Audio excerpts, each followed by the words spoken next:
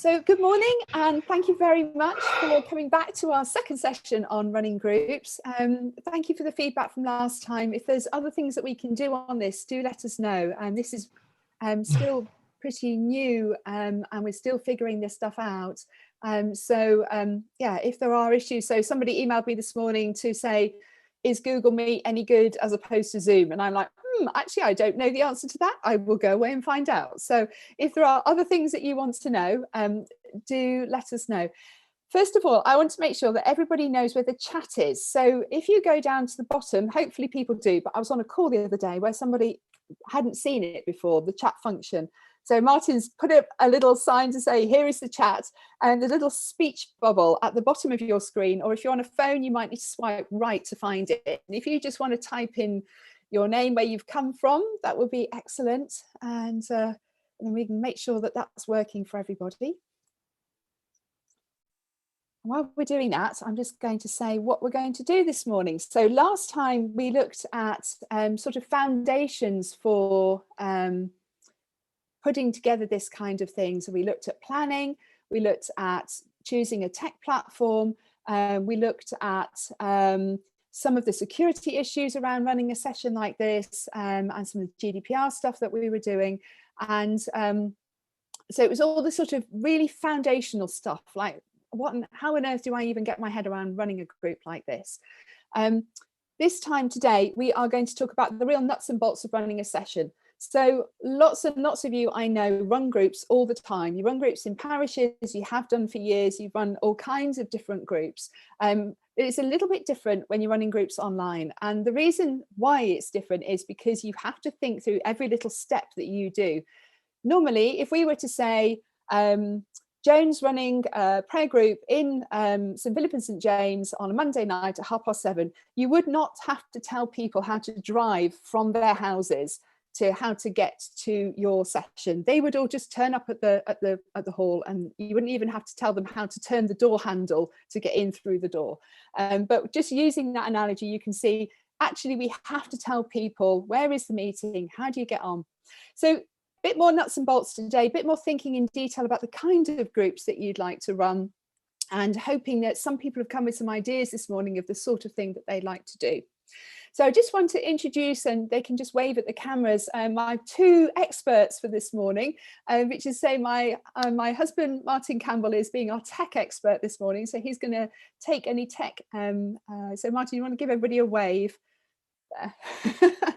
And we've also got Joanna, who has been who's run groups for years and who ran a group in Advent based on the stuff that we talked about in the Advent workshop, and she's going to share some of her experiences for how that worked and what she learned as she went along, so that we can all kind of pick up on her learning.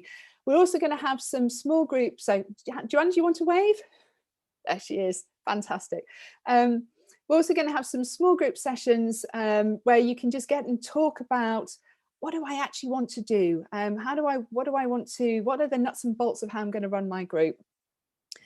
So to get started, let's talk first of all about content. What is the kind of thing I want to run, and how do I adapt it to run it onto a Zoom group? So there are a few different kinds of material that we can use for this. One is a specially produced online course. Now they're the easiest things to run because basically they've done all the work for you. Another one is a group which could be online, or it could be a book.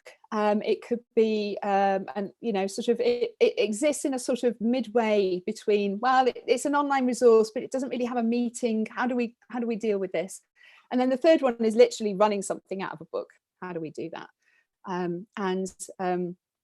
So just a quick look at how we adapt some different resources. So I know that among this group, there'll be a real variety. I know somebody wants to do a sort of craft group online where you just get together and have a bit of company while you do some crafting.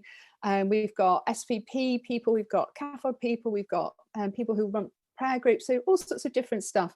But just for an example this morning, I'm going to talk about Lent resources, because that's what's coming up, and I just wanted to show you a couple of things that you might want to use.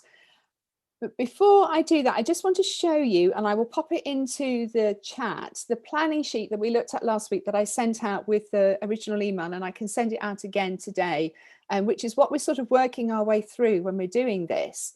So I'm just going to share my screen with you and show you this, here we go, planning sheet, which we developed and which you can use when you're planning what you want to do in your group. So you'll see that last week we talked about who is your group for and what is its purpose, what's the best platform, how do you run the groups with moderators and hosts, some stuff about online security and the content. And we talked a little bit about inviting people to come as well. So this morning then we're sort of picking up from 5, and then we're going to do the next 5 elements of that. And work our way through. So that's a really helpful planning sheet if you want to just figure out all the nuts and bolts of how this is going to work. And the more thinking you do ahead of time, the easier it is when you're actually running your group, the less stressful it is when you're running your group. If you haven't had a chance to think things through, it can get a bit chaotic at times. That's just my personal experience. So here are a couple of examples then of resources, and one of them is a brand new resource which it's a sort of relaunched resource which we've done, and I'm just going to make sure this is on the right window before I do this. Here we go. Is a resource which we launched a few years back, and it's called Pathways to Prayer, and some of you might have run it in your parishes.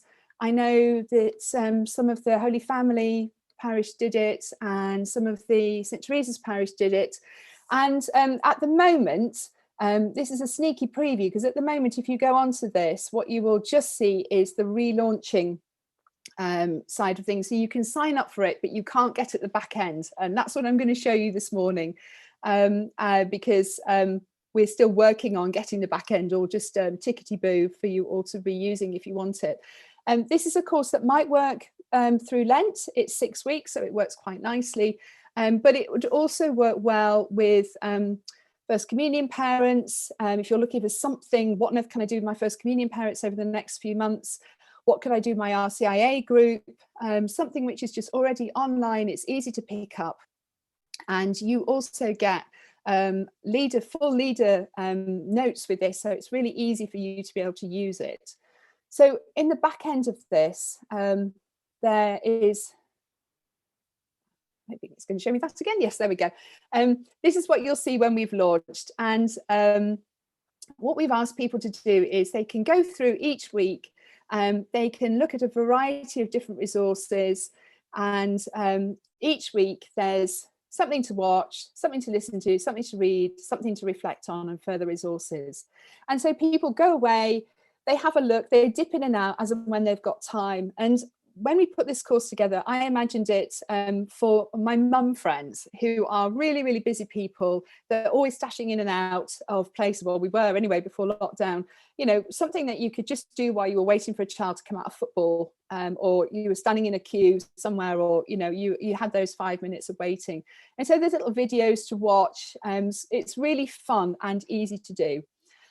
So then what would you do as your weekly resource? Well, just as I'm sharing my screen here, you can share your screen. You can go on the individual topics and you can actually play the videos. So here we go. Here is one on what is prayer. Why is prayer so important? What does prayer really do for me? What is prayer anyway? So it's literally a 3-minute prayer, little video introduction to what is prayer. And so you can use those resources, those videos, just by sharing your screen very simply. And the leaders resources have got all the questions in, everything that you need. So you just can work your way through. And if you think about what you're going to do in your session, what are the 2 things I might want to show this week? What are some questions that I want to ask, then that's quite a nice way of just being able to, it's all there for you, it's easy to use, it's all on the screen. Another kind of resource which we can use, I mean, so Alpha would be a really top-notch version of this, where literally everything is organized for you. This is your Alpha course. It's got online training for Alpha. You've got your Run Alpha Online. They really do hold your hand through every element of how to do this and how to run it. And I know we've got some people on who want to have a go at running Alpha, and some people who have actually been running Alpha. So we might end up with those crossing over in the small groups, which would be good. So that's a nice resource because it's all completely done for you. On the other hand, you might want to look, there are loads of lovely things around this year, and my office newsletter's just gone out this morning, and we've got Lent resources on the Pastoral Ministry Office website, and there's tons of gorgeous stuff. You really are sport for choice this year. People have worked hard on getting good things out, and this is one that this is last year. This is from the Ignatian Spirituality Centre, and it's a book, but it's also an online resource, and so it's something for every day. So you might want to think, well, do I want to run a course every day? I might do, or I might just want to do this once a week. So you can see there what you've got is some kind of starting off questions here to get you to preparation, stilling and just sitting with it. You've got your scripture, you've got a sort of a conversation. It's a sort of unpicking of some of that scripture, and a final prayer, and then a piece of artwork as well. So this is a lovely resource to use, but it's slightly more complicated to use than the ones which are all just laid out for you, and you've got the leader's notes, and it's very straightforward and easy to do. Just have to put a little bit more thought into it than that. Now, I should just say, if you have any questions on any of this, do just shove them into the chat, and we can pick them up. And I will put the links to these resources in an email that I send out afterwards, because if I put them in the chat, then some people will grab them and some people won't. So you can see when you're thinking about what you're going to do, and you know, there are other things that I could have shown you. I just showed you 3 this morning. Just have a think about, how is this going to work? What is this session going to look like? What is the meat of the session? What is the big element that I'm actually going to use here? And it really could be something as simple as just the Sunday gospel. So one of the things that I did for my parish was just to do the Sunday gospels. And I'm just going to show you, I just did a very, very simple slide. Let me just share my screen onto that one. Helpfully, PowerPoint's now taken over my whole screen. Here we go. You have to, this takes a little bit of practicing as well, sharing your screen backwards and forwards. So it's definitely worth having a go at how you're going to do that beforehand. And as Martin said, if you don't have somebody that you can just say, hey, can I have a practice Zoom call with you? You can phone yourself up on your own phone and start a Zoom call, and you can do it between your phone and an iPad or a phone on your computer, which is quite a simple way of practicing. So I just need to get this to stop taking over my screen. There we go. There's the absolute joy of using PowerPoint on a session like this. So there we go. The slide ready to go. So this is literally just the reading. And so all I did with this group is I just popped the reading onto a slide from the Sunday, and I got the reading off the Universalis app, popped it onto a slide, and then we just had it on the screen and we chatted about it, and just had a few questions prepped. So it was actually really, really simple. Don't need anything else more than that sometimes, and you can just do stuff that's really straightforward. So I'm just going to hand over to Joanna, and she's going to talk about how she adapted a book to use for an Advent, and well, I'll let you say, Joanna, what it was that you used and how it went. You're on mute.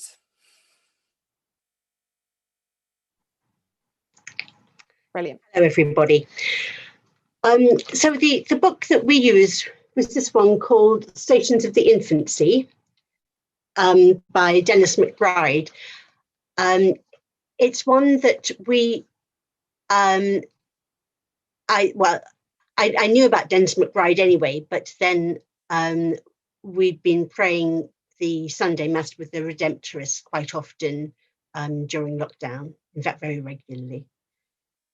And so when we were looking for something for Advent, and I know this one was mentioned by Father Kevin in Averil's Advent session, we looked at it and we thought, oh yes. And so I worked with Christine, who's also on this call, from St. Joseph's, and we tried to do something which would encompass all of the pastoral area, because our Chiltern pastoral area has the large church of St. Joseph's with the Carmelites there, who are a wonderful gift to all of us, and then several smaller churches, some with quite elderly congregations and certainly much smaller, and we were keen to do something all together. So the resource was advertised in all the newsletters to make sure it was not just our friends who came. It was mostly our friends who came, and Christine and I used our personal contacts to email the likely suspects, shall we say. But I was delighted that we did have some people coming who genuinely just read it in the newsletters. And because there were two of us working together, we were able to offer a group at different times, which I think was very helpful, because people mostly stuck with either my early group or Christine's slightly later morning group, but it meant that they could go to a different one if circumstances required that day. But it was very much a prayer group, though. There was a little bit of conversation, but not a huge amount. Now, I made some notes which I've compiled from the various emails I sent. So if Avril and Martin would like to enable screen sharing for me, that would be great. And perhaps I'll talk through these notes a little bit, because I think that would be helpful. Is that what you'd like at this point, Avril? Sorry, you're on mute, so I can't hear you. Yes, that's brilliant. Thank you very much. Okay. Okay, so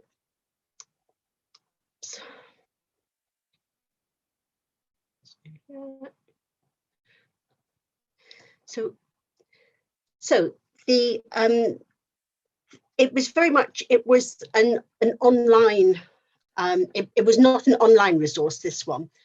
We used this book, and interestingly, we ordered in total about 40 copies of the book, and about 20 people were regularly joining the online group, but there were also other parishioners who ordered it for themselves, and then some extra books were given as gifts to people with small babies and things like that by the members of the group. So so that's an advantage of having a real something to send out.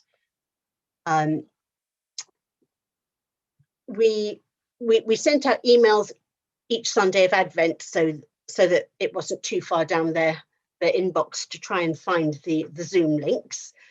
And because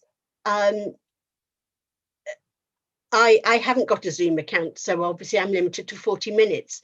But actually, if you're going to do a daily something, that certainly makes sure that your sessions don't run on too much. So that was very helpful. And then and we'll send this out to people later. You don't need to note anything down from it now. But this is a compilation of the various emails we sent out. So we had general Zoom guidelines, which of course now there's the excellent resources that Avril has put together, so those probably supersede these.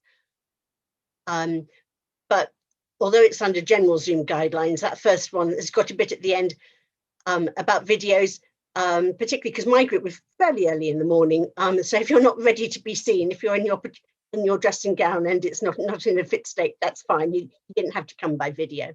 And there was one of my group members who joined absolutely regularly, and she could see and hear us, but she must have been on a very old computer, I think. So there was no view of her and she couldn't talk to us, but she participated fully. And by the time we got to the end, on the final session, because there were 14 sessions and 15 weekdays we were doing, she had emailed me some thoughts that I shared So just because you can't see and hear people doesn't mean that they're not participating.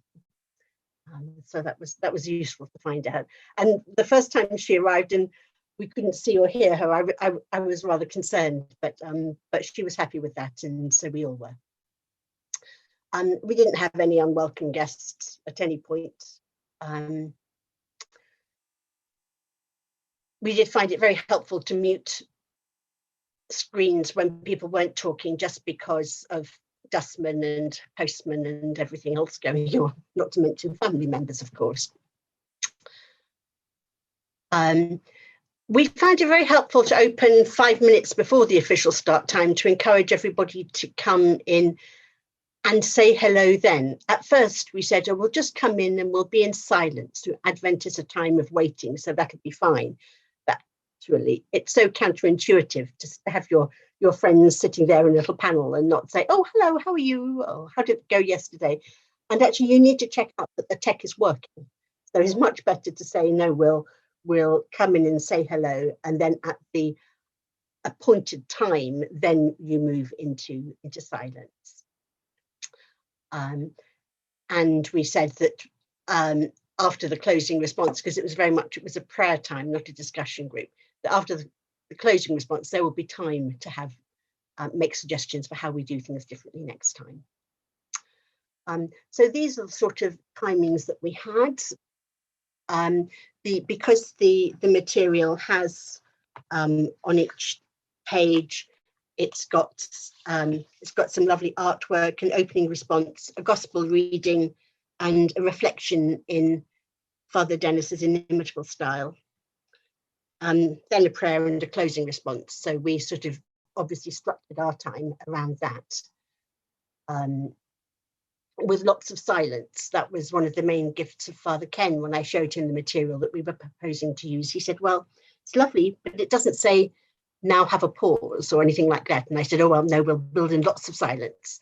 And it was that silence, knowing that I was praying with friends old and new, that was the greatest gift for me, I think. But we did find in the longest time of silence, this personal silent reflection, it was quite helpful then for me to share a picture on the screen, because otherwise if you've got the tabulation of all the people and somebody has to move, it can be very distracting. So to have a screen shared during an extended period of silence is very helpful. Then we had the chance for them to share a word or a phrase if you wish, but there was no compulsion. And some people always said something, and some people never said something, and some people sometimes said something. And we tried to make it really acceptable for all of those.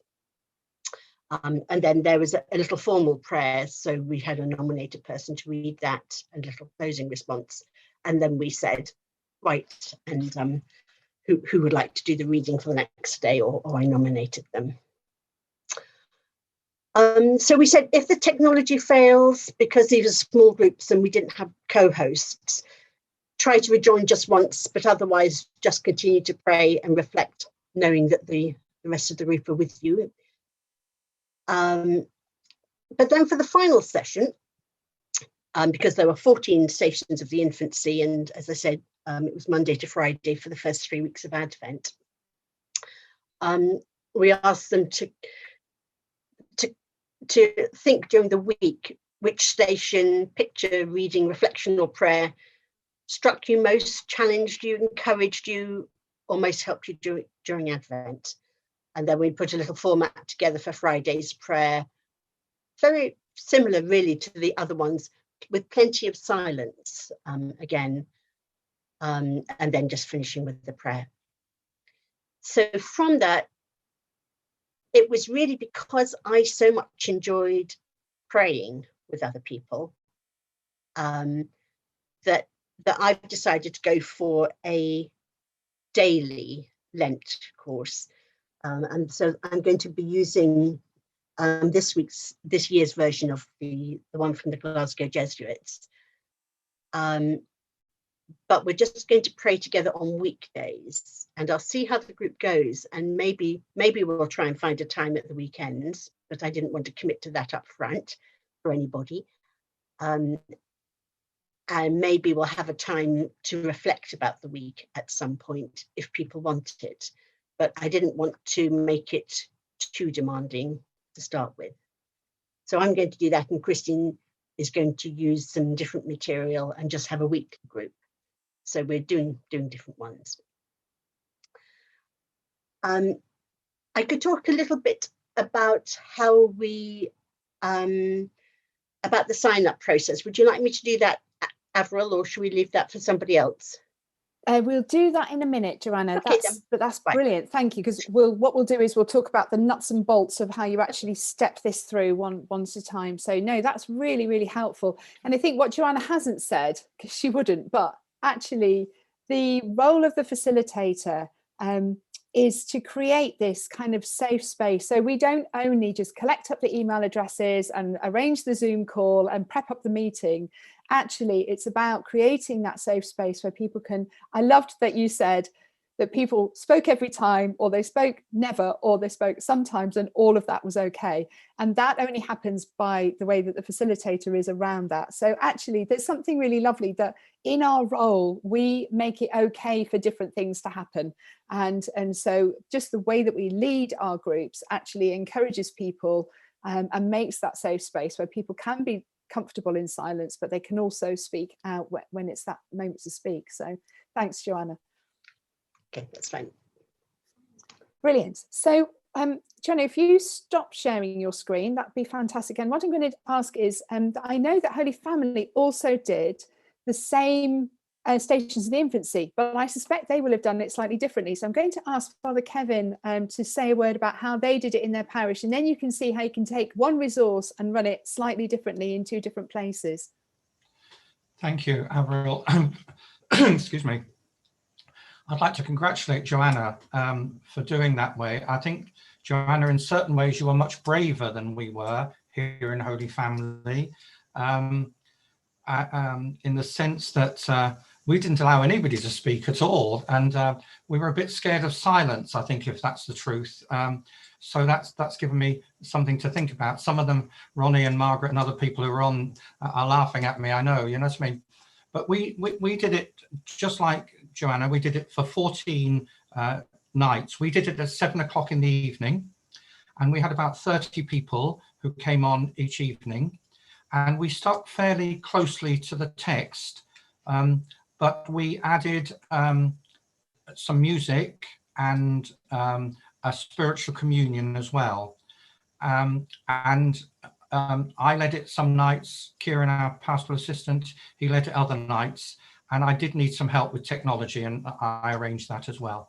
But it's beautiful material, as Joanna would know, and anybody that's done it would know. It's beautiful material. And just to add, Avril, I wrote to Father Dennis McBride just to say, well, just to first of all ask permission to do it, and I readily got that permission. And secondly, just to say how beautiful it was, and to thank him. And we here at Holy Family, Dennis McBride has also done Stations of the Cross and Stations of the Resurrection now. And so we plan to do that during Lent. So Stations of the Cross, we're going to do it up until about the Feast of St. Joseph. And then we're going to do something the following week, which gets us towards Holy Week, about St. Joseph, a la Dennis McBride style, really. That's what we're going to do during Lent. But as Joanna said, and Avril said, there's tons of resources around.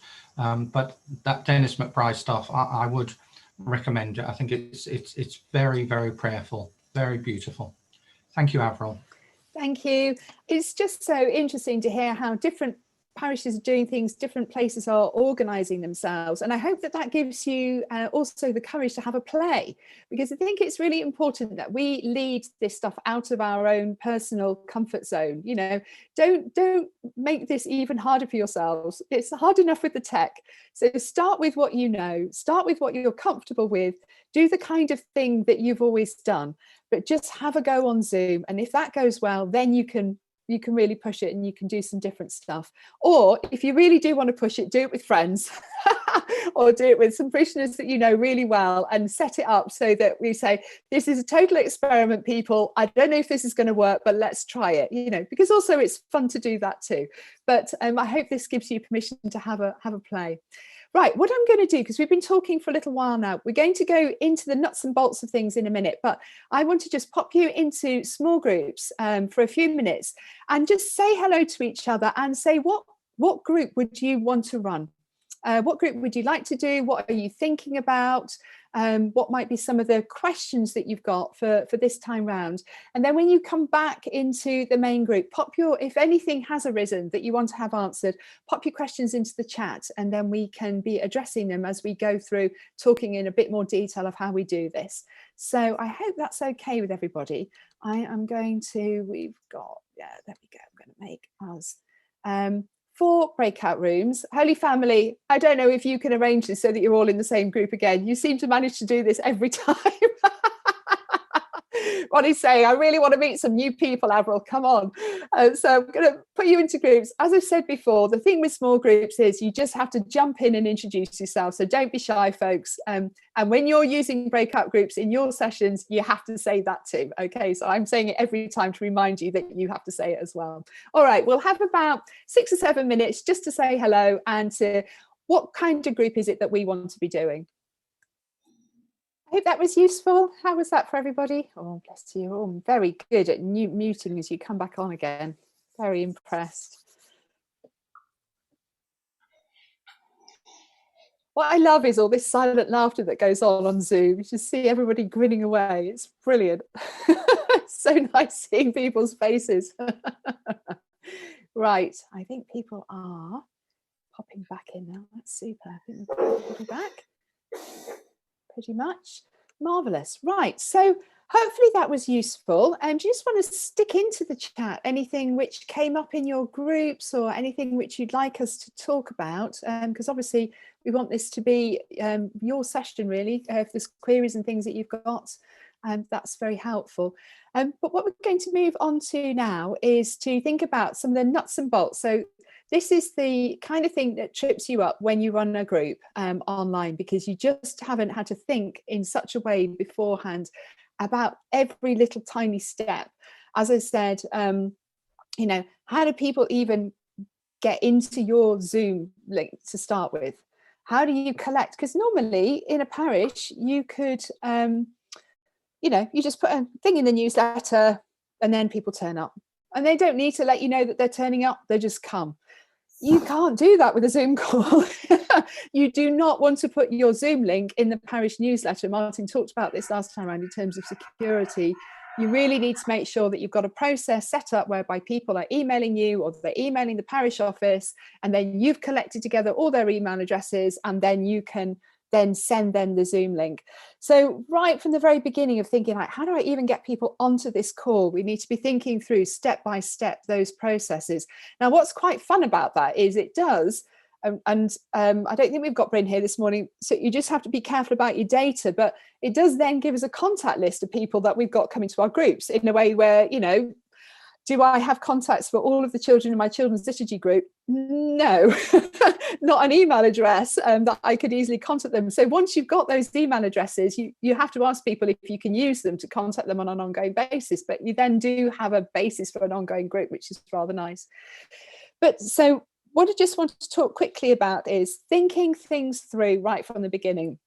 So one of the things that you have to think about is, number one, how do I get those email addresses? How am I going to, what is the process going to be? Now, if you're tech savvy, you can set up a little Eventbrite group, which is what I did for this event. Or the thing that you registered on is an Eventbrite. That's quite simple to do, and it's free. And I like it because they handle all the data, all the GDPR and stuff is all handled in Eventbrite. And then you just download the list of addresses and you can email everybody out. So that's a nice way of doing it. It's quite anonymous. It doesn't involve handing over your email address to anybody. And you might want to do that if it's going to be a bigger group. If you are expecting to have, 5 or 6 people for your prayer group, then you probably don't need to have an Eventbrite group. And people can probably just email you, or they can email the parish office. And I've got, yes, there's various ideas popping on here about Google spreadsheets and things like that. So excellent. Thank you, Christine. That's very helpful. No, Eventbrite is free if your tickets are free. And it's free if you can also charge on it. It's free as long as you have only one ticket type. So if you just had a general entry ticket type, it's still free. If you go to having children's rates and adult rates, then you have to start paying for it. But it's a good tool to use in terms of, sort of for a bigger power ratio where you're expecting a bigger numbers of people coming together, or where you don't know people. So think, how am I going to welcome people? How am I going to distribute those links? What do people need to know when they're coming on my session? They need to know, for example, one important thing is if it's cameras on or cameras off. That makes a big difference. As Joanna said, they had cameras off. You could come with cameras off because it was 7:45 in the morning and you might not have your morning face on quite yet. You just want to warn people. So I would always say in an email that I'm sending out, this is so for example, the webinars that we ran through the autumn, you're a viewer. You can interact via the chat, but there's no cameras on, so you don't need to worry about your background. If you're going to have a group where you want people to interact, then you just write in that email, cameras on, microphones on, everybody can chat. It just makes a difference to people. Some other things you might want to say is just a little bit of technical help about the platform you're using. So if you're using Zoom, or if you're using Google Meets, or whatever it is, just tell people what platform you're going to use so that they might use. So for example, if somebody uses Microsoft Teams for work all the time, they might never use Zoom, might not have it downloaded onto their computer. So just a little word about the tech that you're going to use. And also then, as Joanna said, how do you come into the meeting? So I pinched her thing of saying, well, I'm going to open the room 10 minutes early. People can come on and chat, and then we will get started and bang on the time to start. And I think that's really nice, because then people know that they can come on, they can say hello. As she said, if the tech's working or not, and then we're going to start on time. So it's just some things to think about, which are slightly more complicated than if you were running your group in a parish hall. How are we going to do this? And then a really nice thing that we've got, one of the people on the call is my mum, Caroline De Veers, produced a lovely set of icebreakers. And again, this is just really nice. I'm going to share this with you. It's on the groups page on the Pastoral Ministry Office website, but I will also send you the link to it. Oh, sorry, I had this up and now I cannot find it to share it with you. Here we go. I think this is it.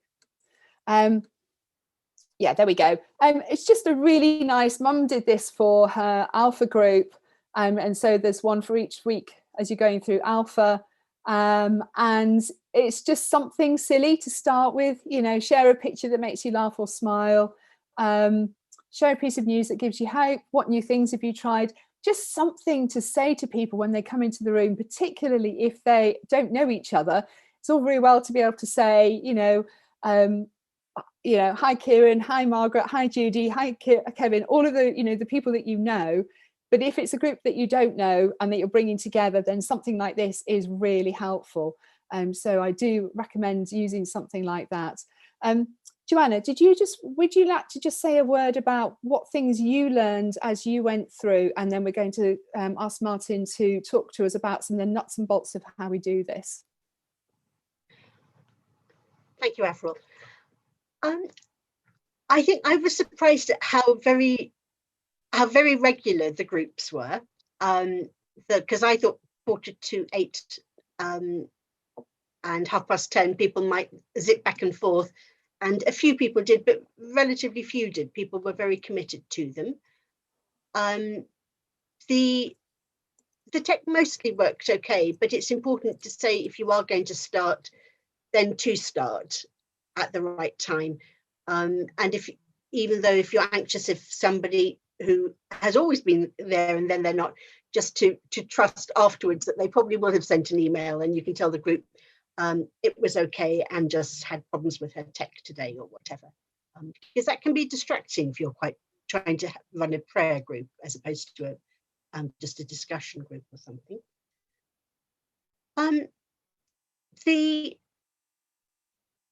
But generally it went fairly well. I think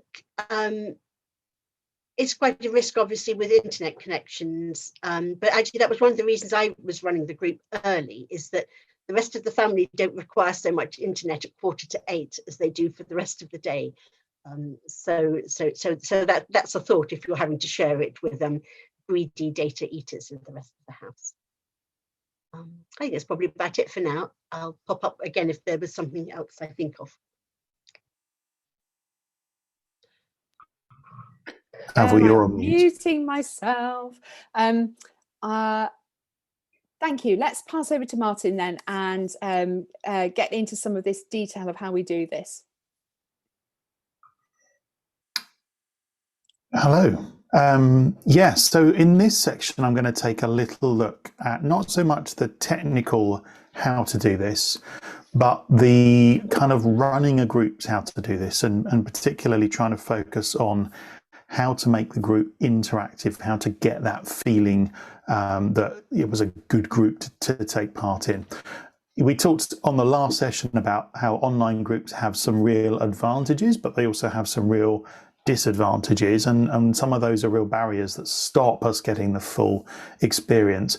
It doesn't really matter your level of familiarity with this technology. If you're unfamiliar with it, then it can be scary. That can stop it from being fun. And also, I mean, Avril was talking, I don't know how many people heard just at the very beginning of the call, some of us who spend a lot of the week on Zoom, I've spent pretty much, 30 to 40 hours this week on Zoom.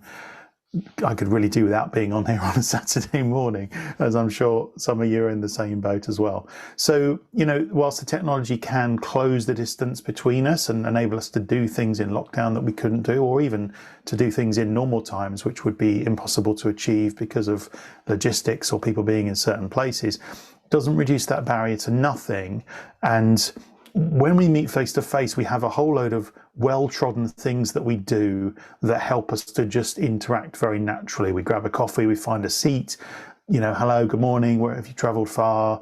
None of these apply online, and it's very, it's very easy to turn up to a meeting and everyone's just sort of sitting there with the cameras on in silence, not really knowing what to say. And so I've found in a variety of different scenarios that it's important to actually deliberately think through how are we going to get some social interaction happening here, and how are we going to drive the level of interactivity that we want in this online meeting that maybe tries to achieve something that's comparable with what we would have achieved if it was a meeting in the church hall, even though obviously it won't be the same. And I think to be clear about it, what we're trying to avoid is this meeting, and I think probably some of you might have been to this meeting, but this is a meeting that took place for me just before we had our last session, and you can see there's, to put it politely, there's a variety of levels of engagement going on here, but actually it's not what you think. So the gentleman top left, who's the sort of younger, more handsome version of me, he's engaged in the meeting and he's all switched on, and I'm up there top center paying attention and actually looking at the camera rather than the screen, which is a bit of a pro tip. But the chap over to the right there, top right, he's also really paying attention to the meeting. It's just that he's got two screens. So whilst it looks like he's gazing out the window, in fact, he's one of the most engaged people in the room. So that's something to watch out for. The chap, if we move to the middle row, the chap on the left-hand side there, he's also really engaged. He's just sitting a mile away from the camera, so we can't see him very easily. The chap in the middle, to be fair, doesn't want to be there. And sometimes you'll have those people on your group who are like, somebody told me to come and I'm really not enjoying this. And for some reason, we kind of seem to emote that more in an online meeting than we do in a physical meeting, where we might just fade into the back. There is no back row in a Zoom meeting, so you're up front if your camera's on. The lady over on the right-hand side there is making what I call a bit of a power play. So there's a whole thing about what's in the background when you have your Zoom meeting. So you know who you are, Claire and Christine, on this call with your big bookcases in the background. It's a definite Zoom power play. And we'll talk a little bit about backgrounds in a minute. The chap down the bottom looks like he's gone outside and fallen asleep in in fact, he's a listener rather than a watcher, and he probably spends all of his days on Zoom like I do. So actually not looking at the screen is really helpful. And actually the one useful thing that came out of this meeting was something that he suggested right at the end when we did genuinely think that he'd really fallen asleep. But we want to try and get a scenario that's a little bit better than that. We want to try and get it so that it feels like everyone who's on the call, genuinely is engaged and sort of getting something out of it. But we do need to acknowledge that, that doesn't always look the same way that it would. And, in the same way that we were thinking about the practicalities of signing up and getting people logged in, and the best way to do that was to put ourselves in the shoes of the person who's participating. It's the same with interactivity. Let's put ourselves in the shoes of the person who's coming to the meeting or the session or the group, and then figure out, okay, what can we do to help that person get a good experience? And I'll go through a few suggestions now, and I know that we can get these written up and shared with you afterwards as well if they're useful. So one thing I think is important is to do various things just in the course of conversation quite deliberately. So in the course of conversation, we might ask each other to introduce ourselves, do some of the things that we were just hearing about in the icebreakers, to say, right, let's just go around the call and let's have, each person just do one thing, just so that we all get used to speaking on camera. It's useful to actually have the person who's kind of driving the call pick on people and say, right now you, because it's difficult to judge otherwise. We haven't got the visual clues of just leaning forward a tiny bit and being able to tell, someone else is about to speak. So that sort of becomes a little bit more mechanical, but it then just makes it much easier to know, I don't need to speak. Right, I do need to speak. Actually much easier for people than trying to guess based on a slightly fuzzy video. We've also got tools in the meeting platforms themselves, and we talked a little bit about these last time, which we can use to get different kinds of interactivity for different purposes and for different people. So we talked about chat earlier on, and I think chat's a really good example of this. This is something where we might say, it's really good at the beginning to be able to say, everybody put in chat, say hi and where you're from. And that's just a kind of easy way in a very short period of time of getting a sense of, I kind of feel like a part of this group. Really sort of useful warm-up activity. And that sort of complements the informal chat that's happening on the screen. But also it can serve another purpose, because those in the group are maybe less confident to speak and sort of speak up, might be a little bit quiet or shy in a face-to-face meeting, might find that actually posting a question or doing a response in the chat is something that they can feel much better about than if they were asked to speak on screen. But it's also the case with people who are on a slow internet connection. So even if your video is working, if you're in a sort of back and forth discussion and your internet is a bit slow, there's a bit of a lag. And what that means is, if you think there's a gap and you start to speak, by the time the word comes out, someone else is already speaking. And it feels like you can't get a word in edgeways. And it's very frustrating. I've been in that position. So there again, if there's a big discussion going on like that, it's useful if you're driving it and people start to talk, to just put in chat. Please type your questions in chat as well, so we can make sure we get to everybody, and we can make sure that we get thoughts if it's questions or if it's people's reflections that they're sharing. Really useful to just try using chat for different things, and we talked in our last session a little bit about how sometimes chat takes on its own life, and some people are sort of hearing what's going on the talkie side of things, on the video, and then putting their responses back in the chat, which of course means that can all happen at the same time, as it would in a physical meeting where you'd get feedback from the room, but you don't get that on a Zoom chat. So it can help to bridge that gap quite a bit. We talked about larger meetings having a sort of Q&A feature, which we might want to use, but I think we're more focused on smaller meetings there. But if you're going to really run a Q&A session and you want to make sure that you can hear from a large number of people and get the questions organized, definitely things like Zoom Webinar and the larger webinar platforms have that separate Q&A feature, which is kitted out to do that. So you might want to do that if you're running that kind of a group. And then on the last session, I also demoed one of the tools, and there's many of these that are available off of the platform, but that you can use alongside. So we did a little demo on a tool called Slido, which is a sort of a little interactive questionnaire tool. I won't do it again because I know most people were there and saw that, but do go back and look at the last thing on YouTube if you want to see that. And that just enabled people to have a different way of interacting that, you know, can be a little bit of fun, and prompt somebody who maybe wouldn't interact in another way to come and get engaged in that way.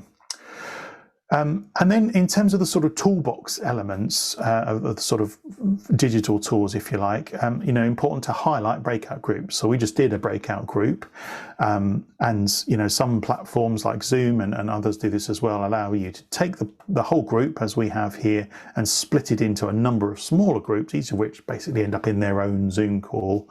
And from a group leader's point of view, this is magic. You press a button and then whoosh, everybody comes back in at the same time. It's magic. It saves 15 minutes of chasing around the hallways, finding, you know, people who have disappeared off. But that's a nice way to say, actually, whilst you might not be comfortable to speak in a larger group, you might well be much more comfortable in a smaller group. We did our group assignments at random, but in this tool, it's possible to actually predetermine those and put people in particular groups if you wanted to do that. And other tools allow that kind of thing as well. So, you know, it's a thing you can do in the real world, send people off to separate tables. It's also a thing you can do online, and you might do it online for a different reason than you would in the real world, to give people a little bit more comfort. So that's the sort of toolbox element, but I also want to talk about a few things that aren't necessarily sort of buttons that you can press, but they are things that I think really make the difference between, you know, a really interactive and engaging session and one that maybe doesn't quite hit the mark. So, you know, we've heard a little bit about the level of interactivity we expect, and Joanna was talking about people who just listen in and then email in at the end, and that's fine. So, you know, we need to be conscious that it's not always getting everybody on the screen and shouting and cheering that we're aiming for. If someone doesn't say anything and you think they've completely missed the session, but they email you afterwards and say, that was amazing, it absolutely did the job for them, and they got what they needed out of it. So it's important to recommend that, or to recognize rather, that our expectations aren't necessarily the expectations of the people who are attending the groups. But in terms of how you structure the group and what's or the session and how you do things, there are a number of things that can help make it better. And one of the things, and this is often forgotten about, is a change of scene or a change of pace or even a break. If your event or your meeting or your group is going to go on for an hour, that is too long to just sit there and do one thing.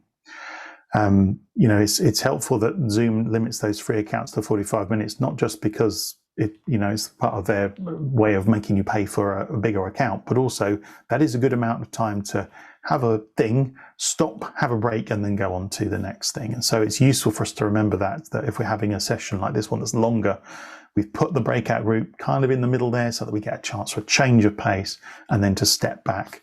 And, that's an opportunity where some people might take to say, right, I desperately need to go to the loo, or I desperately need a drink. So I'm going to go and grab that. Nothing more miserable than sitting there feeling uncomfortable on your group.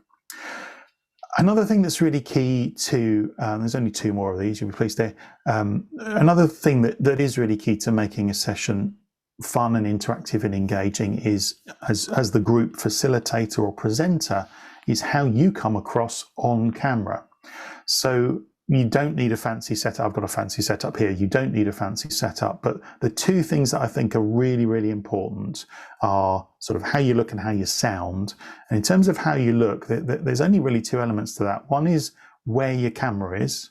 So this camera is about eye level. Many of you on the call are already set up where the camera is about eye level, and that is the best place to have it. If you're looking down at something, then it gets the kind of ceiling behind you, and you get kind of weird angles, and that just doesn't look as good, and it's a little bit difficult to sort of stay focused on that. But keep your camera at eye level, and if you keep the laptop or whatever camera you're using a distance away from you that makes you kind of fill the screen in this way, so your head and shoulders are in shot, but we don't see a massive amount of space behind you. And equally, we're not sort of dominated by a huge face on the screen. This head and shoulders shot is a sort of a good standard for people to be able to look at. And the final element about how you look is, of course, lighting. We've all been on a call where someone's on there and there's a light immediately behind their head, and all we can see is a dark shadow where that person is. Not really much point in having your video on if we can't actually see your face, because it's that facial video that gives us the idea of whether you're engaged or not. We can't see that. It's not going to help.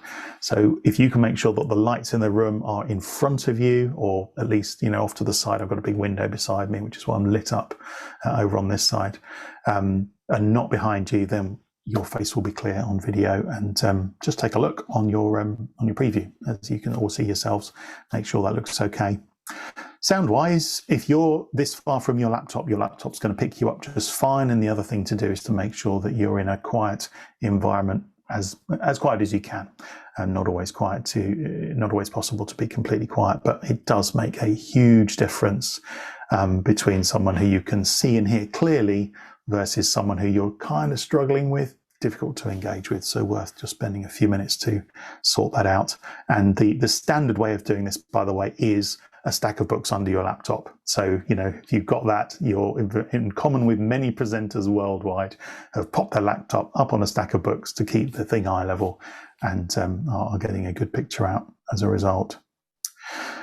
One final thing about interactivity and trying to keep things moving in the group and keep the group positive is to remember that there's an element of fun you can bring to something, even if it's a very serious thing, a very serious group, a prayer group or whatever.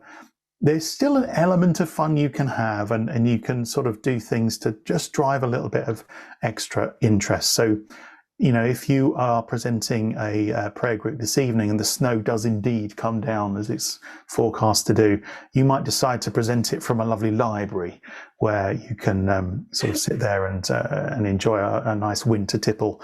And Zoom and the other tools have a sort of clever background feature, and you can just have a play with that basically and see what takes your fancy.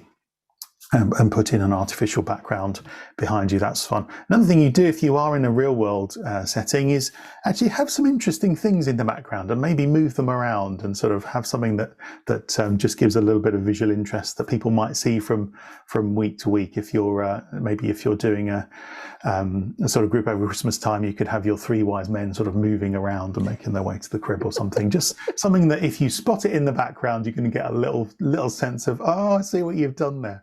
And it can really lift something that otherwise could get a little bit two-dimensional. And I will just give you one more thing to do, which you can do if you want a sort of explicit bit of fun that's like, right, now we're going to have some fun. I don't know if you've done this before, but I always like to see if I can play a little bit of Zoom bingo. So these are the things that can happen on a Zoom call. We've had you're muted. We've sent you to a breakout room. We haven't had any pets break in yet, but there's always the opportunity for cats to arrive in our house. But, just anything to think, right, how can I introduce a little bit of fun here? This is the equivalent of if we have an event that people come to, maybe we, have packets of sweets on the seats or something to sort of welcome people in. It's the kind of digital equivalent of trying to do that. So a few different things that we've covered there. The most important thing, I think, is think about this from the perspective of your participant. What is it that they're trying to get out of it? And then a few different ways we can use either in the software or using different tools on the screen, or just by how we appear and how we interact, that can just really lift the level of interaction across the sessions that you run. So I'll fill in another bingo card for you. I'll hand back to Avril now and let you pick up the next section, Avril. Lovely. Thank you, everybody. There was, Martin, people were critiquing your power play with bookcases, and everybody can see the bookcases along. I promise it's not a power play. It is, as people said, just where the computer is. But yeah, that's... Also, there is a question, can you do breakout rooms on a basic Zoom call? And I think you can, but breakout rooms you had to set them up in your Zoom account. You had to go and actually go into options on your Zoom account and click the allow for breakout rooms. However, Zoom changes about every 2 minutes. So if you can't find out how to do that, do what Martin said last week, which is Google, can I can I use breakout rooms in a free Zoom account? And you'll be able to find out easier than us telling you something which may or may Yeah, not we be may true. well be wrong by now if we say this. And well done to everybody who has switched on their background as I've been talking. I can see some northern lights. I can see some blur background. It's looking great. Yeah, Teams also introduced breakout rooms very recently, just in the last month, I think. But other platforms, I'm sure, will follow suit. This will become a standard thing, I think, if it's something that works for lots of people. So check it out, and check it out a week or so before, because if you do it a couple of months before your event, you may find that things have changed by then. One thing I would say is, you remember we went going right back to the very first thing we talked about last week. What Zoom platform? What platform do I want? If you want breakout rooms, that can be a bit of a deal breaker, because not all of the options allow them. So just have a think before you choose what platform you want, what functionalities you want, and check that you can do everything that you want to do on it. Otherwise you'll get kind of 3 sessions in and say, oh, hang on a minute, we needed to do a breakout room, we need to use a different platform, which might confuse everybody.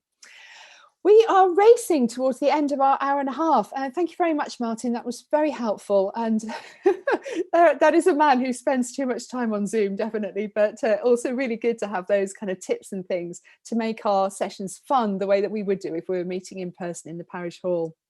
So I'm just going to talk briefly, and I want to give you an opportunity for some Q&A just before we finish, but I want to talk just briefly about the important thing of when things go wrong, particularly if you have something serious that is revealed in a session and you're not sure what to do, this is the safeguarding element.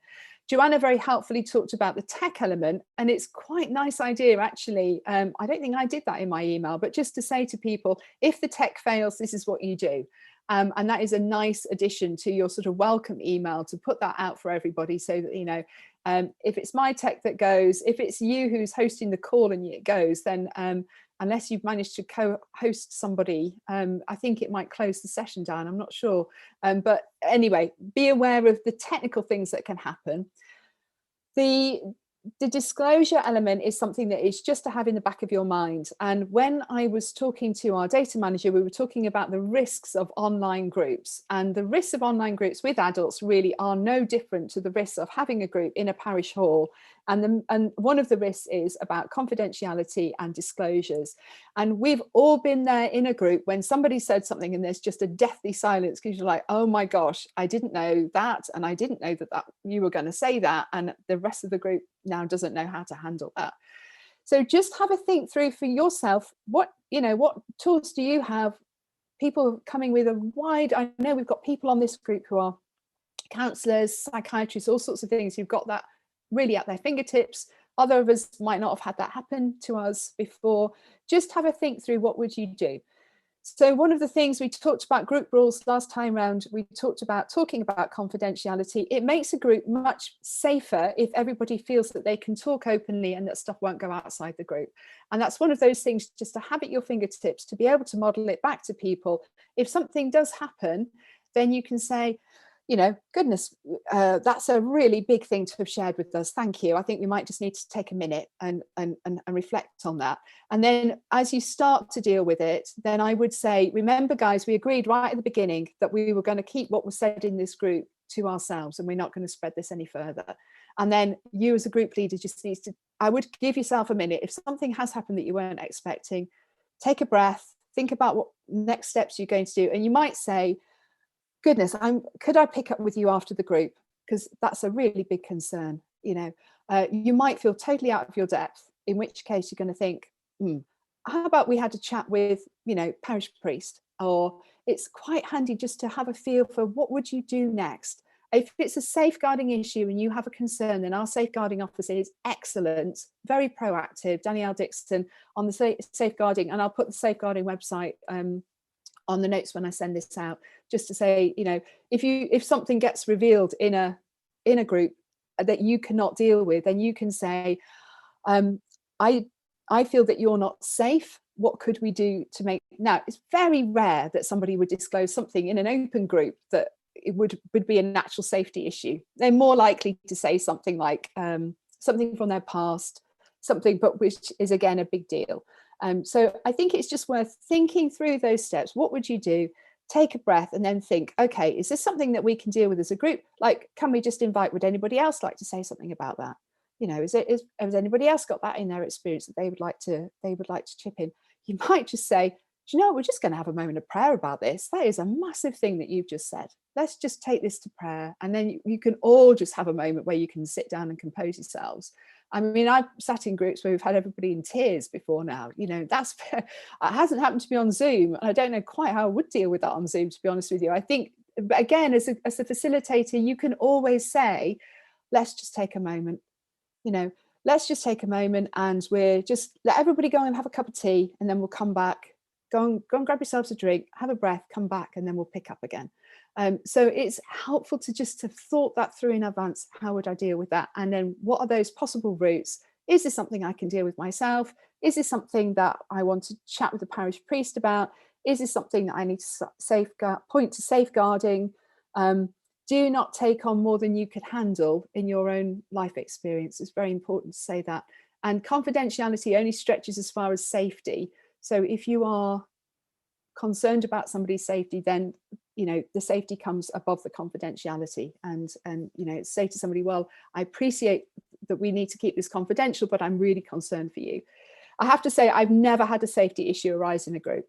But it is just worth just having that in the back of your mind, just what would happen. Right. Would anybody like to say anything about that? Because it's quite a big deal. Or if you had that experience, have you dealt with that yourselves? I don't just want to race through that. Just wave. I'm sorry, I'm going to just do the view where I can see everybody. Anybody's waving? No. Okay, that's fine. We're all right with that. Super. I mean, it's the kind of thing when you do safeguarding training that you just have in your head, how would I deal with this? So hopefully you haven't. Hopefully your three kings have been moving across the back of your or whatever it is that you wanted. You've had a really lovely group. You've had a good time together. You've shared, you've prayed, you've been in silence, you've learned something new, or you've just sat and chatted, which are all really good reasons for being on a group. Then we finish with some prayer. And we're going to finish with prayer in a moment. But I just wanted to say just a few tips about leading prayer online, because it's a little bit different. As we said last time, you just do not have the advantage of body language on a Zoom call in the same way. You have to read people's body language differently. So here are some tips for leading prayer online. I would ask people personally, and I would ask them beforehand if I got the opportunity, or I might ask them privately on chat during the course of the session if you knew that they would be okay. If you're wanting people to read something, then give it to them beforehand, because people can get a bit flustered when they're doing stuff online. And I would definitely say, you know, Jed, would you like to get us started? And I would make the prayer intention really, really simple, especially with the first week when you're doing this. So you might just say, right, we're going to finish with the time of prayer. Would everybody just like to think about one thing that they'd like to pray for at the end? So one name or one thing that we've talked about today. And then you can just go around your screen and you can say, Martin, is there something which you'd like to share? And you can say right at the beginning, you can say this out loud, or you can just say it in the silence of your own heart, so that people don't feel compelled, because that's an awful moment if you're not used to praying out loud. And then I say, Ronnie, and they just go, oh, I don't know, I've never done this before. They might not come back the next week. So if we're making it really, really clear, I mean, a really lovely thing, if it's just a general prayer group or something, is just to say a name. So, you know, is there a name of somebody you'd like to pray with? And people can mostly say my grandma, or, you know, my next door neighbour. They don't feel like they're being put on the spot to do some massive theological discourse. You know, it's very, very simple. But you do make it simple, ask people by name. You can do a lovely thing where you can, what Father Kevin does at the beginning of his mass each week, which is to ask people to sort of bring a candle with them, and we're going to light our candle for our prayer time. And Martin talked about changes of pace. If you've got a nice prayer time for the end, you might just want to say to everybody, let's light our candles now, we're going to have our prayer time. Or if it is a prayer group, you can light your candle at the beginning of your session, and then you're sitting there in your candlelight, which is something which is rather nice to sort of indicate that this isn't just a work Zoom call or the family quiz. We're in a different space here. And finally, I would say, if you are leading prayer, if you are leading times of silence, everybody has to mute. And it was actually Deacon Paul Priestley who told me this. He said he used to leave himself on so that he could talk. But then if the dog barks or one of your children comes in or if a door slams, you're big on the screen and everybody's looking at you. You've interrupted the silence. So he said, I put myself on silence too. And then what Joanna does is to put a picture up. And then everybody knows while the picture is on, we are in silence. That's really, really helpful, because otherwise people don't know when the silence is going to end. And you don't have that feel, you know, when you're in a room, you can hear when people start to shuffle around and you think, right, I'll finish the silence at that point. You don't have that. They don't have that level of interactivity. You don't have that level of interactivity. So I think putting a slide up, if you can do, just sharing a screen with an image is a really nice way of saying, right, while the image is up, we'll have some silence. Or you could put some music on. There's loads of lovely stuff on YouTube that you can use for that part of your prayer time. So keep it simple, name people, ask them beforehand if you're going to ask them to do something complicated, make it really clear what you're asking them to do, and then use silence, but make sure that you're actually going to get silence and not somebody's dog barking, because that is complicated. And if you're going to say a prayer together, mute everybody except for the person who is leading the prayer. I don't know if any of you have had the hilarious, I can see some nodding going on, trying to say the Hail Mary together en masse, where it gets slower and slower. I think we all had that, the experience of trying to sing Happy Birthday over Zoom, where again, that just sort of drags to a halt. If you are saying a prayer, get everybody to mute themselves, you say the prayer, they will all speak along with you. And then, you know, they can, I mean, if you've only got 3 or 4 people, it's not too bad, but it's not easy. If you've got a room full of people, you'll be there all night trying to get to the end of it. So just do that. Hope that's helpful. Right, we've got a couple of minutes before we're going to move into a prayer time. So are there any questions or any feedback, anything that people would like to ask? Any of Joanna or myself or Martin? You can wave, or you can put Judy. You haven't mentioned music at all, and because I'm a member and I often compare the Cambridge Folk Club on a Friday, it might be interesting to share some knowledge that I've got from that. Brilliant. But when people are playing music, so particularly instruments, it's not quite so bad with singing a cappella, but if you're playing a guitar, don't do it on Zoom unless you turn on original sound.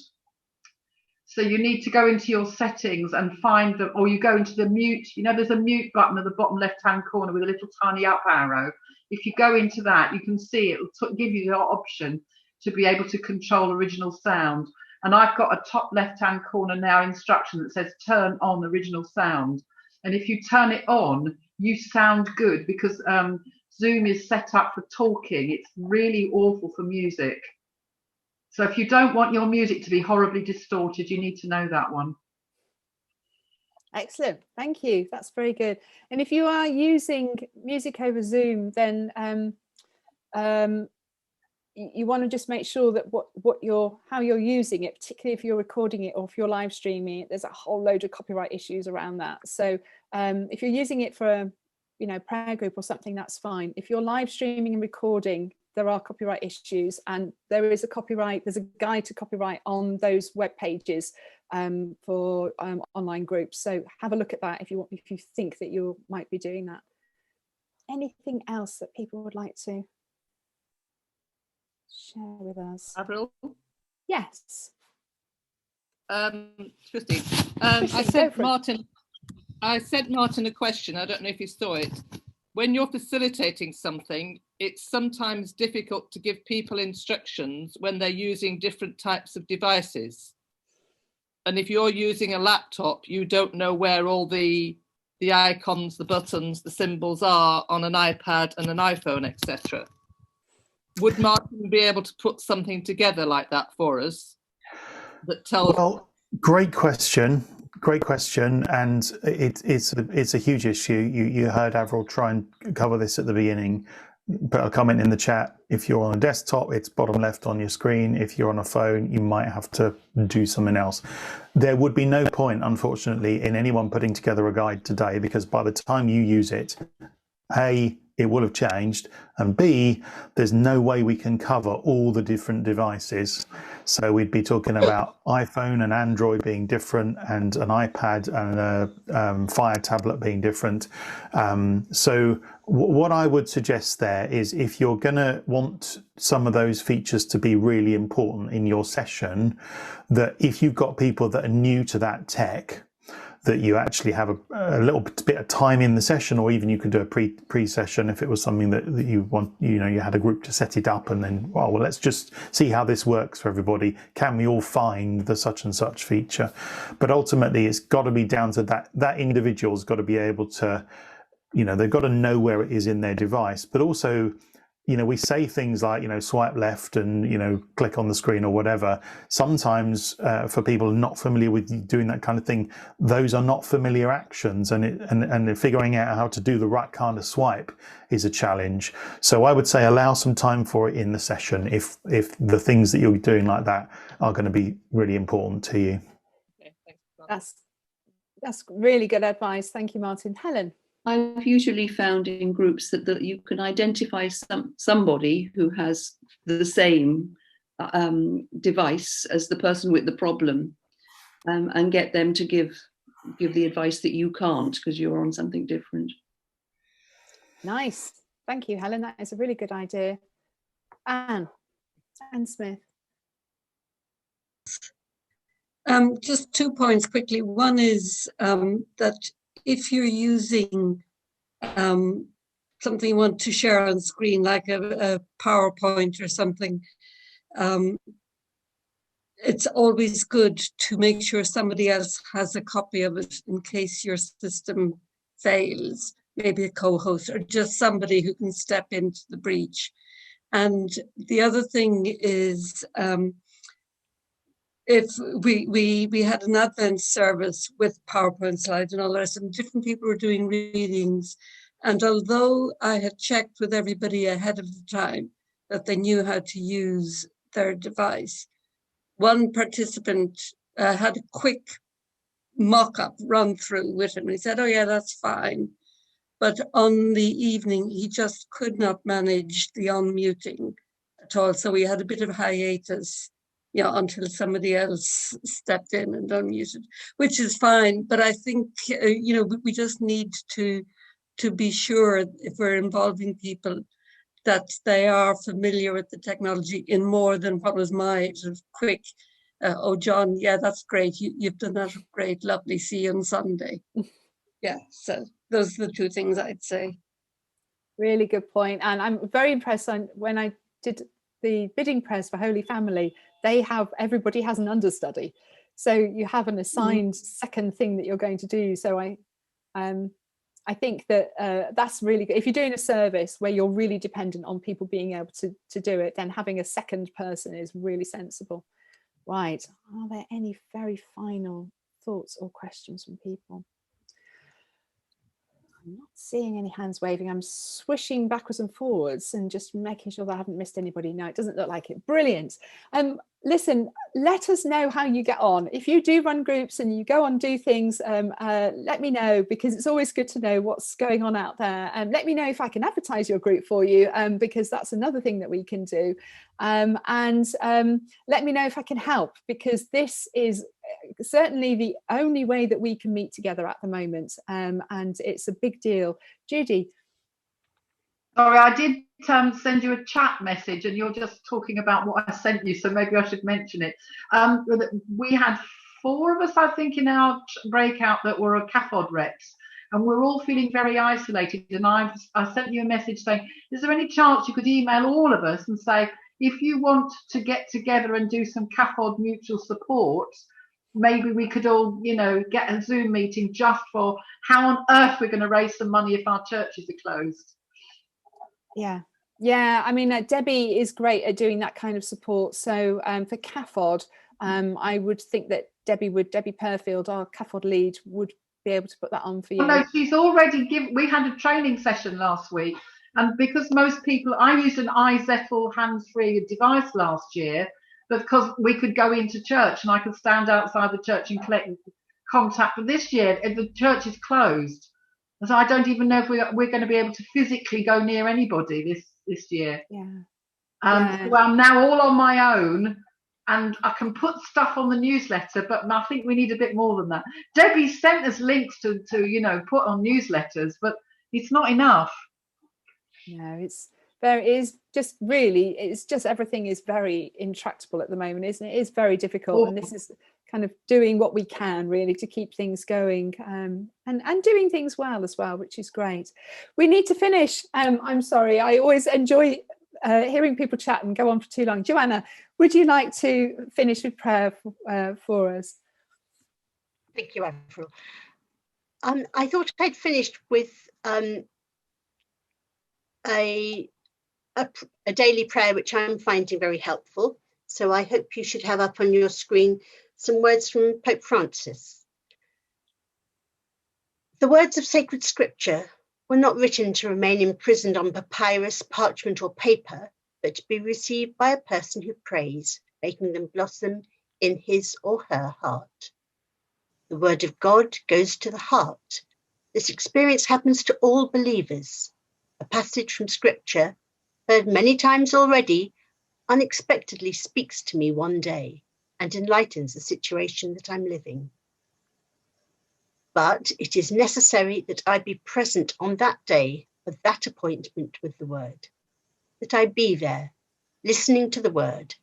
Every day, God passes and sows a seed in the soil of our lives.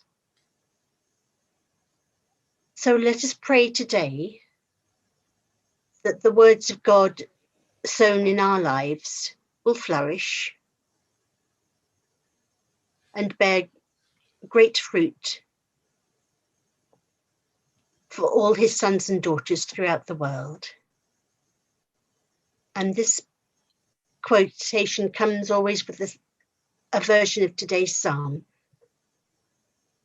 The Lord is my shepherd, I shall not want. In verdant pastures he gives me repose. Beside restful waters he leads me, he refreshes my soul. The Lord is my shepherd, there is nothing I shall want. He guides me in right paths for his name's sake. Even though I walk in the dark valley, I fear no evil, for you are at my side, with your rod and your staff that give me courage. The Lord is my shepherd, there is nothing I shall want. You spread the table before me in the sight of my foes. You anoint my head with oil, my cup overflows. The Lord is my shepherd, there is nothing I shall want. Only goodness and kindness follow me all the days of my life, and I shall dwell in the house of the Lord for years to come.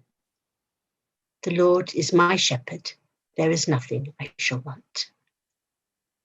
So we thank you, Lord, for this time together, for the experiences we've shared, and pray that we will spread them widely in all sorts of groups, in our diocese and further abroad, for your name's sake.